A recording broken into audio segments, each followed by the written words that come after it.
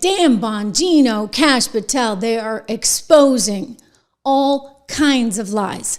And I'll tell you, Dan has no use whatsoever for the former head of the FBI, who, by the way, was being taken in, let me show you the video, there from his home over the weekend for questioning by Secret Service, which Dan Bongino used to be part of. I want you to hear what Dan had to say about Comey. I don't even understand why. Why did they do that? I mean, why put the FBI and its reputation at risk? What, it was just to win an election? Why? Because they're weak. Because they're weak. I hate weak people. I can't stand it. They didn't have... we're on TV, so I already said BS once. But they didn't have the guts, the courage, or the character to do the right thing. They did the easy thing. Donald Trump became a convenient political football. They thought they could leverage. They thought they thought with the media on their side that they'd get away with it. Yeah. Well, you know what? They're not getting away with it. They're not getting away with it because there are people like Maria. There are people like myself. There are people like Dan, before he went over to the other side, right? Who was doing his podcast every day, who are not willing to let them get away with it, ladies and gentlemen. And so now this new thing from Comey, this little social media post, which he thought was so clever and so cute, 8647, that's coming under new scrutiny. Even though he's trying to say, oh, I didn't know anybody. Come on, buddy, you were the former head of the FBI, gosh. Okay, here's Kash saying, we're well aware of the recent tweet. We're in communication with Secret Service, Director Kern. Primary jurisdiction is with the Secret Service on these matters, and we, the FBI, will support them. And you had Dan, who you just saw, totally blasting, Dan Bongino blasting James Comey over the 8647 Instagram post, brought shame to the FBI again.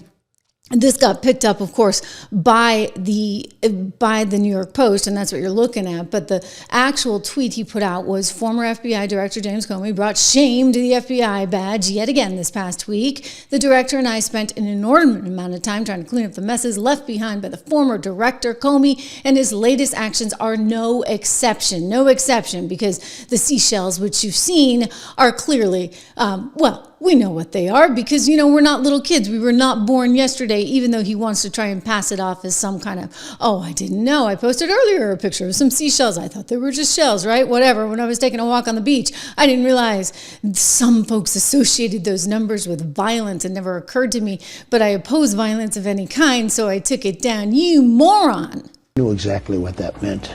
A child knows what that meant. If you're the FBI director and you don't know what that meant assassination. And it says it loud and clear. Now, he wasn't very competent, but he was competent enough to know what that meant. And he did it for a reason, and he was hit so hard. Because people like me, and they like what's happening with our country. Our country has become respected again, and all this. And he's calling for the assassination of the president. Obviously, he apologized and said he doesn't. Well, he wasn't apologized because he was violence. But look, he's a very bad. What do you want to see happen? What do you want to see happen? I don't want to take a position on it because that's going to be up to Pam and all of the great people. But I will say this: I think it's a terrible thing. And when you add his history to that, if he had a clean history, he doesn't. He's a dirty cop. He's a dirty cop. And if he had a clean history, I could understand if there was a leniency, but I'm going to let them make that decision. Dirty cop, according to the President of the United States. And you know what a dirty cop, according to Kash Patel and Dan Bongino. And I think Tulsi, who, by the way, got tarred and feathered by the same crew of people trying to suggest that she's somehow a Russian spy. This is a woman who's a veteran. I mean, just because she dared to go up against Hillary Clinton and it looked like she might actually have a shot against Hillary Clinton, so they had to go after her. She's got no use for any of them either. She wants to see Comey in jail. Tulsi Gabbard's the director of national intelligence. Are you buying that the former FBI director didn't know what 86 Trump meant? Absolutely not, Jesse. That is a ridiculous and insane statement to make, certainly within this context, but especially coming from a guy who's the former director of the FBI, a guy who spent most of his career prosecuting mobsters and gangsters, people who know and execute other humans, and use this exact lingo of 86.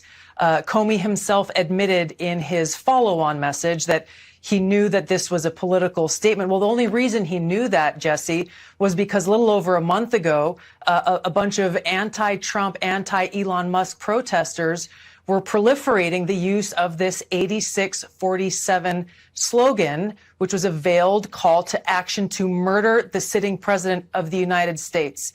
So for Comey to think that we, the American people, are so stupid as to think that he, as a former FBI director, former prosecutor, and someone who clearly pays attention to what's going on, would believe his lie that he didn't know what this actually was calling for. The dangerousness of this, Jesse, cannot be underestimated. Does he think we're stupid? And I wonder.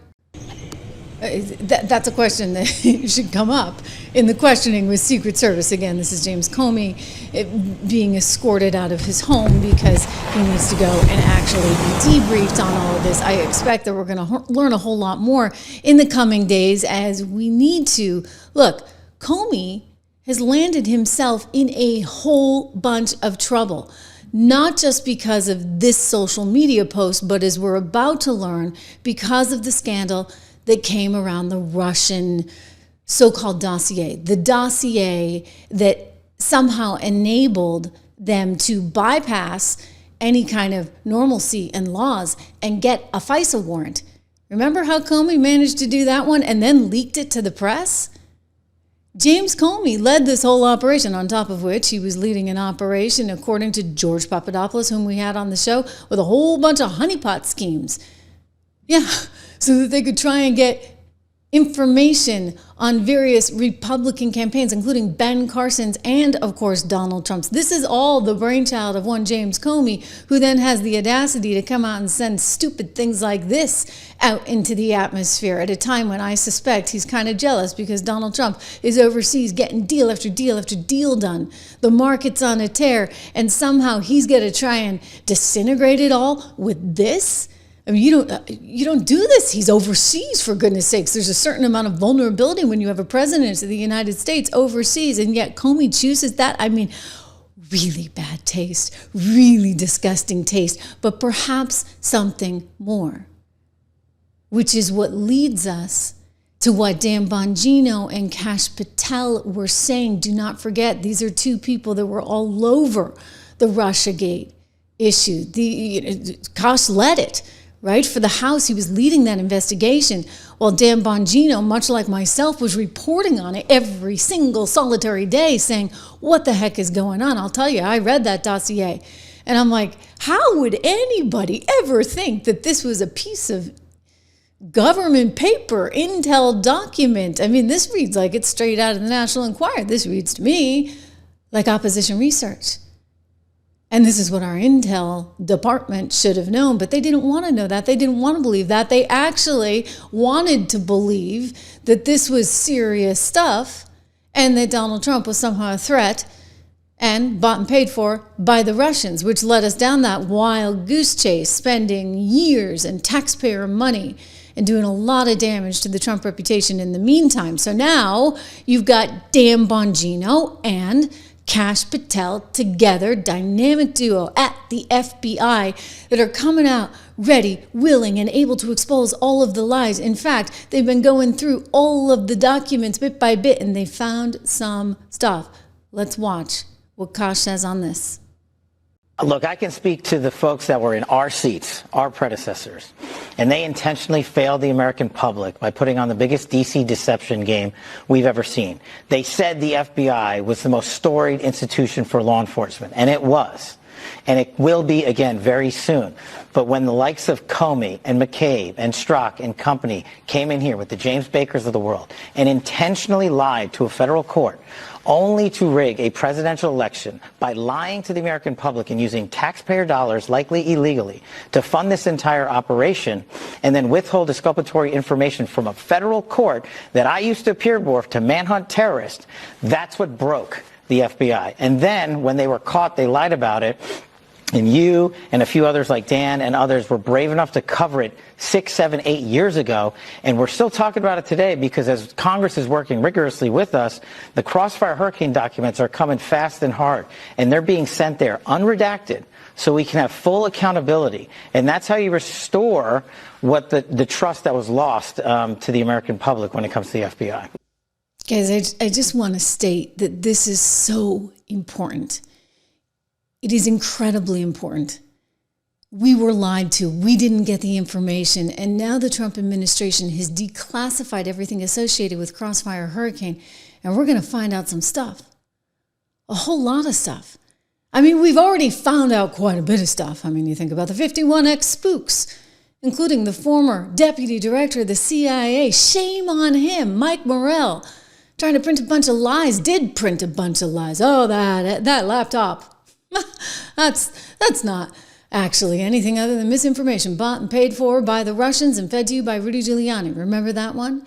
Or, the Wuhan virus. That couldn't possibly have come from the Wuhan lab where we were actually giving money for gain-of-function research. I mean, the lies were prolific and constant. And this was one of them. And we need to know exactly what happened. To Kasha's point, if you want to restore the integrity of the FBI, you need to actually have truth back in the FBI. And again, as my friend Maria said, why would you do it? Why would you risk the entire reputation of the FBI? And the answer is pretty simple. As Dan Bongino said, these guys were weak, and I could go further, but I won't. I'll let him say it. I don't even understand why.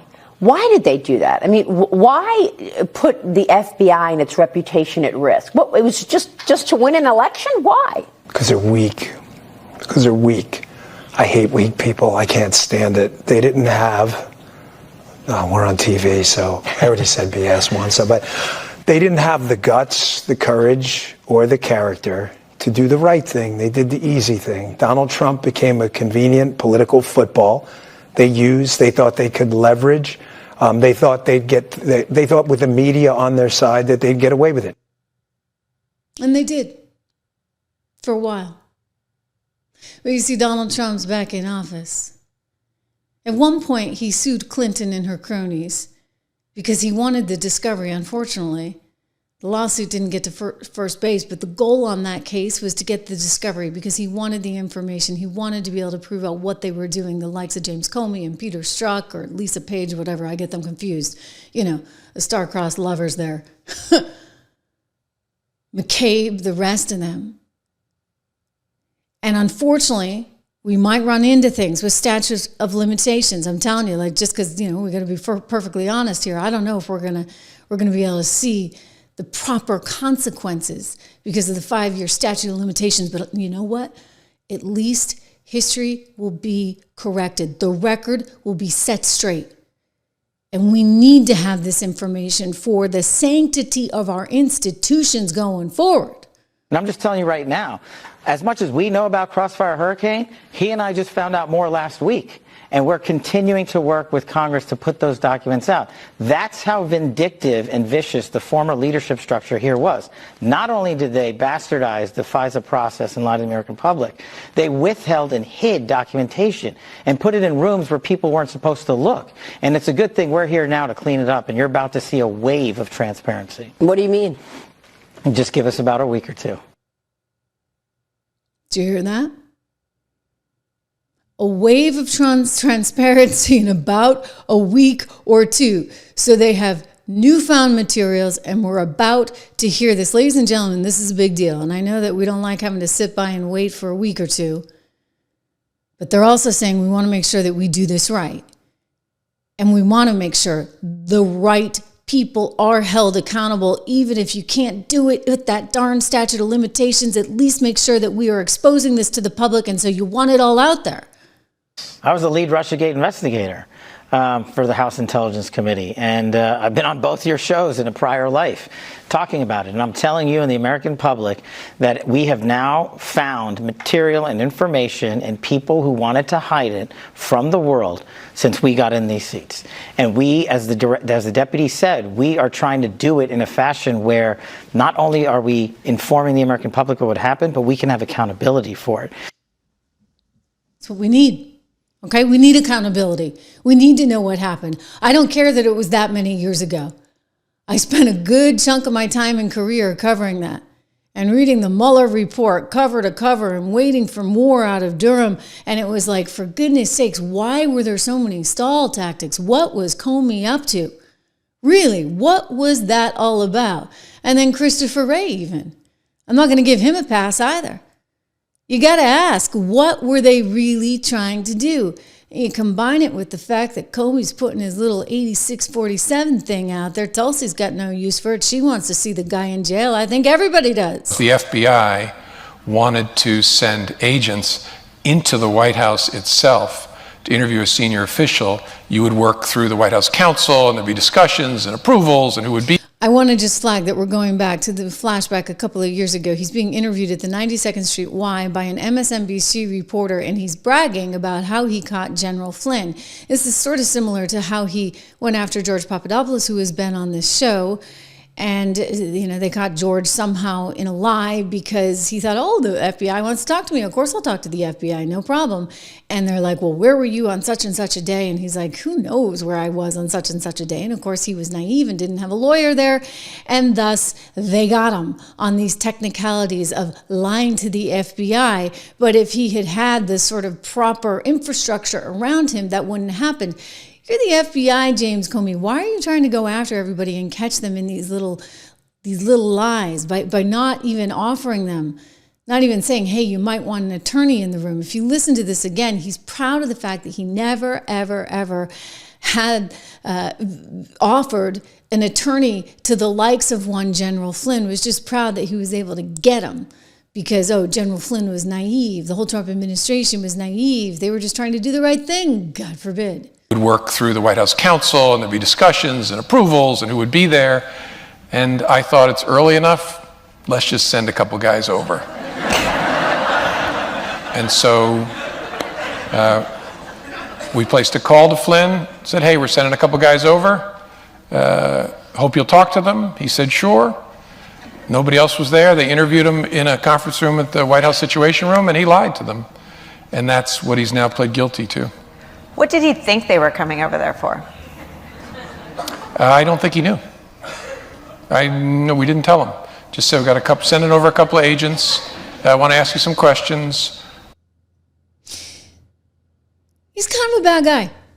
He's sort of a bad dude, right? And I think he probably knew a lot of this would be coming out. I kind of wonder if the 8647 was a decoy move, like to distract, because this way, oh, if they go after him for that, he can play the victim card, because you know what's going to come out? All kinds of stuff is going to come out, and we're going to find out just exactly how vindictive he was, and this was exactly what he was afraid of, which is exactly why he was on MSNBC several months before the election saying, you got to vote for Biden, you got to vote for Biden, who at the time may have actually been suffering from prostate cancer. We're going to get to that in just a little bit. But he was out there, you know, singing the song, doing the dance. You got to do this or else. When you think about a second Trump administration, what do you think the implications would be for the FBI? Oh, serious, for the Justice Department and the FBI, because Trump is coming for those institutions. He knows their power, and I think he has regrets that he didn't work hard enough to corrupt them last time. So he's coming for them, and that's a danger for all Americans. He's going to put people in positions in those organizations. He didn't have all-stars the last time. He'll have the bottom of the barrel this time, but people who will want to do his will, and that should worry every American. This election matters. Because of a reason like that, people have to participate. You cannot sit on the sideline. I don't care how you feel about Joe Biden, you must vote for him because the consequences on the other side are too severe. Yeah, because I'm going to wind up in jail. They're severe for you, buddy. I don't know if they're so severe for the country. I think the country's actually finding that the Trump administration is doing pretty well. We'll get to some of the poll numbers a little bit later in the show, but people are happy. You know why? Inflation's coming down. The market's back on a tear. Things are good. But Comey, for you, things are really S-H-I, you know what, E. Okay? They're really bad. And I wonder if your little plant there of their seashells had something to do with a distraction, because you knew that Kash Patel and Dan Bongino were reviewing the files associated with Crossfire Hurricane, which was your baby. And they're finding all kinds of corruption and all kinds of problems. But regardless of that, Tulsi wants you in jail for the seashells. Do you believe Comey should be in jail? I do. I'm very concerned for the president's life. We've already seen assassination attempts. I'm very concerned for his life. We, the American people, cannot take this lightly. Whatever your politics, we cannot allow people to get by without being held accountable for this kind of public call to assassinate the president of the United States. When we have 2 assassination attempts on the president's life, when we have people who look to guys like Comey, who've been celebrated by MSNBC and the Democrat elite and CNN as the beacon of integrity, the law and order guy, the guy who would tell the truth no matter what the consequences. This is the guy who's issuing a hit on President Trump, the president that the American people voted for. So it's guys like Comey and others who call the president the modern day Nazi, people who are in great positions of influence, who are saying that President Trump poses an existential threat to our country. These are people who hate democracy and hate the American people because they cannot stand that the people overwhelmingly chose to elect Donald Trump and send him back to the White House. So they are seeking other means to get their way and to try to remove him from that position. Let's just say James Comey knew exactly what he was doing. He knew exactly what 86 men, who doesn't know what 86 men? I mean, go back to my restaurant working days as a waitress, high school summers up in Kennebunkport, Maine. I was talking with one of the viewers just the other day about that in the chat, because they were like, oh, I used to work in Maine too. Well, that, we learned the term 86, the baked lobster, pretty fast, right? When you were out, it was gone. Finito. It's also been known as sort of a mob phrase, for you take them 8 miles out of town and you bury him 6 feet under. What kind of head of the FBI doesn't know that? That's a bunch of baloney. So you just have to question what his motive was. Is this sort of like AOC, like trying to tempt the administration into doing something so that they, be very cautious with this guy. He's bad news. He's always been bad news. And his intentions are not honorable, to Tulsi's point, trying to hold the FBI up on this, shining hill. No. This guy, bad dude. Bad one. And Dan Bongino knows it. Dan Bongino knows it, which is why he's saying they were weak, they were bad, they were terrible people. They really were. But I'll tell you something about Dan, because I've known him a long time. He's a really good guy. Like one of the best people in this industry that's on television or hosts a podcast or anything. Like, just one of the most honorable, really straight shooters I've ever known in the business. And I have a tremendous amount of respect for him as a broadcaster and as a friend. And when Dan Bongino says what I'm about to show you, I realize, some people are like, wait, how can that be? But this is Dan. This is Dan talking, and he was asked by Maria about what went down in Butler, Pennsylvania, as well as the other assassination attempt on the president's life in Florida. And I want you to hear what he says, because he's not sugarcoating anything, and he's not going to lead you down some primrose path. He's seen the files now, and here's his response. Are we going to be surprised at what you learned? You know what, Maria? Kash is not kidding. We've been personally briefed extensively on every single detail, nugget, tendril of this case. One is actively in court right now, so out of respect for the case, it's probably more appropriate that I stay quiet on that. However, I'm not going to tell people what they want to hear. I'm going to tell you the truth, and whether you like it or not is up to you. If there was a big explosive there, right? Given my history as a Secret Service agent, and my personal friendship, as the director does with the president, Give me one logical, sensible reason we would not have. If you can think of one, there isn't. There in some of these cases, the there you're looking for is not there. And I know people, I get it. I understand. It's not there. If it was there, we would have told you. So I believe him. Okay, but I've known him for a long time, and I know how he thinks, and I know how honest a guy he is. And so he's saying he looked at those files, and you got a couple of crackpots. Okay, in Butler, Pennsylvania, and then down in Florida, a couple of crackpots. And he doesn't think that there's a huge smoking gun. It's not like you can point to somebody deliberately doing this. The other thing that was really important was Dan and Cash also came out on Epstein. Now, this one actually surprised me, because I got to tell you, I got my own sources on this one, including Epstein's doctor, who spoke to him just a day before. But now, again, if Cash and Dan are correct in what they're about to say, I'll elaborate further on what may have been going down. But listen to their take on what happened with Jeffrey Epstein. And just remember, these guys have no incentive to kind of tell us something that's not actually true, right? Again, Dan, I know him. I'm telling you, he's not going to lie to you. Watch. You said Jeffrey Epstein committed suicide. People don't believe it. Well, I mean, listen, they have a right to their opinion, but as someone who has worked as a public defender, as a prosecutor, who's been in that prison system, who's been in the Metropolitan Detention Center, who's been in segregated housing, you know a suicide when you see one, and that's what that was. He killed himself. You want me to? I've seen the whole file. He killed himself. I know it's hard work. So they have no reason to say that, right? Unless that's what they believe. And Dan's seen the file. Cash has seen the file, and that is what they believe. I've told you before, I spoke with the doctor who had talked to him within 24 hours before the episode happened. The doctor didn't actually believe that it was so succinct, because he said, well, I talked to him and he seemed like in great spirits. So I don't really know how that happened after he seemed like he was in such good spirits. But one of the other things that the doctor did say to me was that he was just such an enormous personality, charming, loaded with all kinds of charm, would charm the heck out of anyone, anywhere. And you wonder how much Epstein may have been covering up for other things, right, with that charm. Again, it's hard for me to doubt Dan. I don't know Cash as well, but I've known Dan a lot of years, and he is salt of the earth. Some of you guys know Drew, who's produced on this show before, and Drew's very close, has been close with him for many, many years down in Florida. And again, he'd say the same thing. Dan's not going to lie about something. So that's quite a statement coming from the two of them.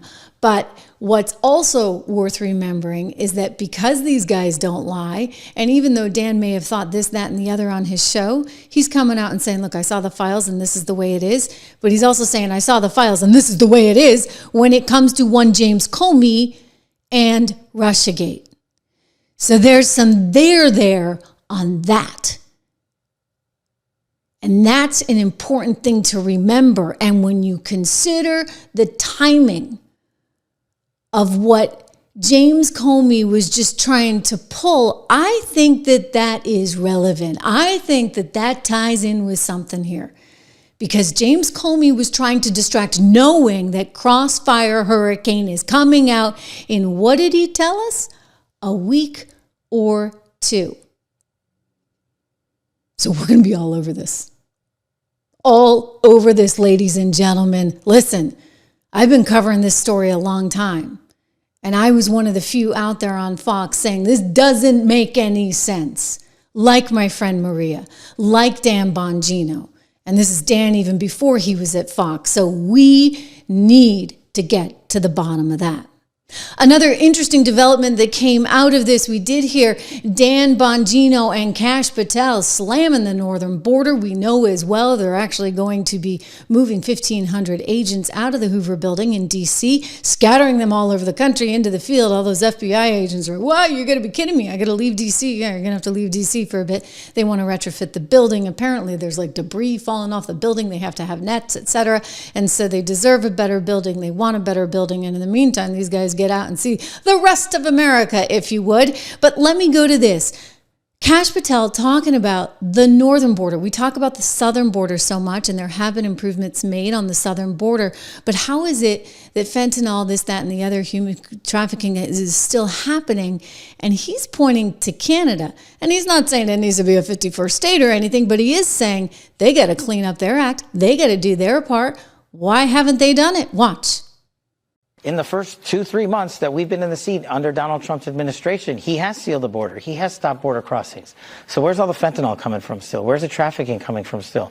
Where are all the narco traffickers going to keep bringing this stuff into the country? The northern border. Our adversaries have partnered up with the CCP and others, Russia, Iran, on a variety of different criminal enterprises, and they're going and they're sailing around to Vancouver and coming in by air. And the sheer tyranny of distance of the northern border and the lack of cooperation from federal authorities in prior administrations to actually firm up that northern border is what's causing a continuation of violent crime. Now, we're focused on it, and we're calling our state and local law enforcement partners up there. But you know who has to get to step in is Canada, because they're making it up there and shipping it down here. And I don't care about getting into this debate about making someone the 51st state or not, but they are our partner in the north. And say what you want about Mexico, but they helped us seal the southern border. The facts speak for themselves. The border that's open, I'll give you a statistic that I gave to Congress that nobody was paying attention to. Over 300 known or suspected terrorists crossed into this country last year illegally. Known or suspected terrorists, not illegals. Not just illegals, known or suspected terrorists. 85% of them came in through the northern border. Wow. This year, 100 known. Wow. Known or suspected terrorists also came in. He went on to say through the northern border years ago, and I mean a lot of years ago, because, you know, my girls are now 15, and I want to think I was pregnant with them, and actually decided not to do the story at the time because it wasn't really, you know, one that I wanted to get involved with under the circumstances of being pregnant with twins.